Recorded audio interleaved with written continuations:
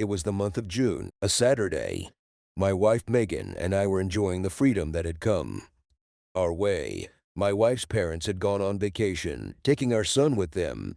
In the afternoon, we went to the lakes near town, swimming and sunbathing. In the evening, we decided to have dinner. By candlelight, Megan didn't feel like cooking, so we went to the supermarket and got a couple of salad, fried potatoes, baked meat, fruit, and a couple bottles of wine. When we were near the checkout, someone called out to me, and the voice was awfully familiar. I turned around. John, my classmate, was standing in front of me. I hadn't seen him in years, and I was very happy to see him. Johnny, hi, what a reunion. Hi, Pete. I was wondering if it was you or not. I was surprised to hear from my friend. How long had it been since we'd seen each other? 10 years or more. Yeah, probably more than that. He and I went to high school together, and then we went to university. Together, but to different faculties. In the beginning, we crossed paths, but then we didn't see each other as much. In addition, in the fourth year, he got married, and we began to meet, even less often. And after graduation, we drifted apart. Listen, let's get together sometime and talk. It's been so long since we've seen each other. I'd invite him home right now, but I wasn't sure. My wife would like the idea. Come on, I'd love to. Why put it off? That's when Megan came into the conversation. Let's go over to our house right now. My wife's a real piece of work. That's right. Let's go to our place. We'll sit around and reminisce about our youth. Yeah, I'd love to, but I'm not alone. I'm with a friend. This is Matthew. That's good, said my wife. I'll have company. We had to buy food on a larger scale. In addition to wine, we took whiskey. At home, we quickly organized the table.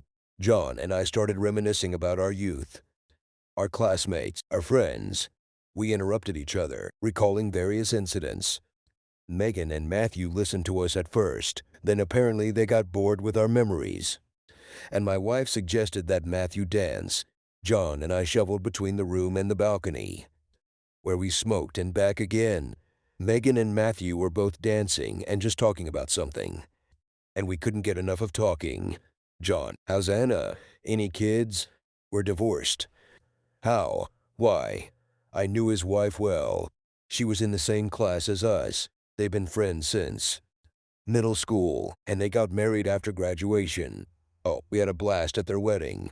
Suddenly, he silently took out a new cigarette and lit at his face, becoming angry. He took a deep drag and stared off into the distance. Why? She gave me horns. That's why. No way. I saw it with my own eyes. I couldn't believe it. A couple like that. Who'd have thought it? I didn't know what to say. What did she want? She found a freak.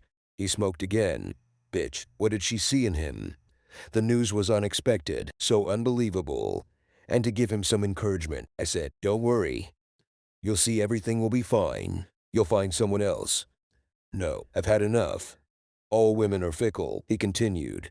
They only have one thing in mind. Let's have a drink. We had a drink. My mood was ruined. Why did I ask about his wife? But I didn't know about his problems. How's yours? Not cheating, John asked when we went back out on the balcony. No. Are you sure? I was 100% sure of my wife. More than that, first of all, her upbringing. Her parents had her under the thumb. We had no intimacy before we were married. No intimacy at all. So our wedding night was literally our wedding night.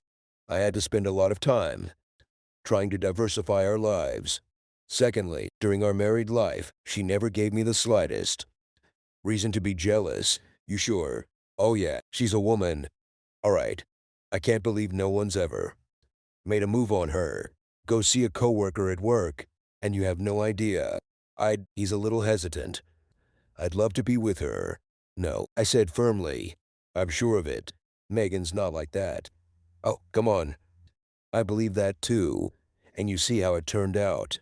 He paused for a moment and then added, how about a bet? What bet? I think that she, like any woman, will fall for it when she gets the chance. No, not my wife. Well, then a bet. And he held out his hand to me. I was so sure of my wife that I didn't hesitate to accept the challenge. Maybe it was the fact that I was a little drunk at the time that made the difference. I wouldn't have agreed to that sober. To what? Cognac, a bottle of Hennessy. I'll do it, but I have two conditions. One, you stay out of my way, no matter what I do, even if you think I'm overstepping my bounds. And two, if you stop me, you lose. I agreed. Yeah, how are you going to do it? That's my business. Just stay out of my way. What am I supposed to do? Nothing. Just sit and watch. It would be nice if you went somewhere else. It would be easier for me. Just stay out of the way. You'll see for yourself. We went back to the room.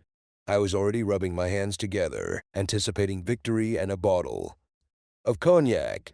We sat down at the table, had a drink. John asked Megan to dance. I watched them closely, but nothing unusual was happening. They were just dancing. John was saying something in my wife's ear. She laughed, sometimes nodding her head in response. Then Matthew danced with Megan. Then they had another drink, danced again. I sat and watched. I didn't notice a thing. John and Matthew took turns dancing with my wife, and that was it. And nothing happened. To keep myself busy, I went into the bedroom. I got my camera and started filming. We had another drink. About 15 minutes after John and I had talked, and then I noticed Matthew's hand was below his wife's waist. She was going to give him a piece of her mind, but nothing happened. He was even stroking her lightly. Megan didn't notice it at all. Then John, too, while dancing slowly, started stroking his wife. Again, no reaction. Moreover, she snuggled up to him, grabbing her arms around his neck. I felt a little uneasy. Basically, nothing like this was happening, and I was sure that my wife was about to stop this liberty. But time was running out. John and Matthew were already groping my wife, and it was all happening right in front of me. I didn't like it anymore. I regretted taking that bet. No, I never doubted my Megan. But it was time to call it quits. But on the other hand, I didn't want to admit I'd lost. I couldn't look at the dancers anymore, so I went out on the balcony to smoke and calm down a little. I was finishing my third cigarette when John came out on the balcony. So how's it going? You know, not bad, not bad at all. I didn't feel good about what he said. I didn't believe him. My head was spinning. No, he's lying. He wants me to stop. My throat was dry. And I didn't believe it. It wasn't like my wife at all. I don't believe it. She's not like that. Then let's keep going. Make sure you don't regret it. Just say it. You got it. No, we had another drink. John went dancing with his wife, and I couldn't get his words out of my head. Meanwhile, John was stroking my wife, making dance with her arms around John's neck and her head resting on his shoulder as if she didn't feel a thing. Yes, she'd had a decent drink, but it was impossible not to feel what he was doing. Unable to handle the shorts, his hand crept up and penetrated under her top. The top began to rise up, but now Megan was going to give it to him. But nothing happened. I just couldn't believe my eyes. His hand was getting higher and higher. His top was getting tighter and tighter. Shit, if this keeps up, he's gonna get her naked. I felt hot. I grabbed my camera and started filming. And as much as I didn't want to, I had to admit to myself that my friend was right. My faith in my wife had taken a huge hit, to put it mildly. She let him do whatever he wanted. And how is she different from Anna? Maybe she's been giving me the horns for a long time. I just wasn't aware of it. I knew it was time to stop this nonsense before it was too late. My thoughts were all jumbled up in my head. I was at a crossroads. What was happening had crossed the line, and it was time to stop. But I suddenly wanted to see what would happen next. I picked up my camera again and started filming with trembling hands what was happening in the room. John, meanwhile, was kissing Megan's neck. Megan lifted her head from his shoulders. Their lips met. They kissed. They kissed in a hickey. Shit. My wife kissed my friend with a hickey. And in front of me, they weren't dancing anymore, just stomping in place and kissing. My heart was racing. I was covered in sweat. Shit. I could never have imagined what was happening right in front of my eyes. My wife was kissing my high school friend, who she had seen for the first time today. At that moment, there was one last chance to stop what was happening. But to be honest, I didn't want to do it anymore. I felt like I was in control of the situation, when in fact, it had been out of control for a long time. What happened next happened with catastrophic speed. Perhaps it was just my imagination. John swept Megan into his arms and carried her into the bedroom. Matthew follows. I sit like a fool and continue to survey the empty room. Total stupor. It took me a while to come to my senses a little. I slowly followed them, not thinking straight with my camera on. When I walk into the bedroom, Megan was already lying on the bed with John. This is when my head finally went crazy. I look at what's happening, and I still can't believe it's real. There in the bed was my Megan. I couldn't even dream of such a thing. Me, could this be a dream? I even pinched myself. No, it was real. A horrible reality. John gets up and Matthew takes his place, and I'm standing there watching Matthew do what John did to my wife. Holy shit, is that my wife? I never thought it was possible. To my bitter regret. John was right. My wife had given herself to two males in front of me, although admittedly with my tacit consent. But what difference does it make? And from the look of her, she was enjoying it immensely. That made me feel uncomfortable. John patted me on the shoulder and said, "Let's go for a drink." I was in shock.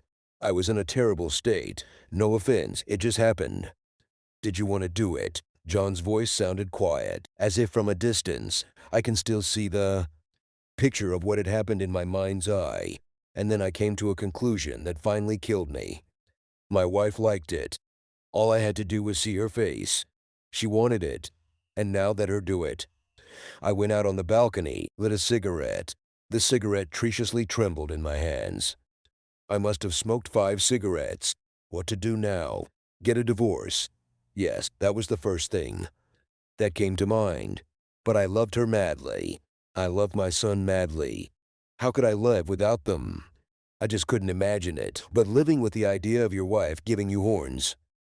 Honestly, I didn't know what to do. In a way, it was my own fault.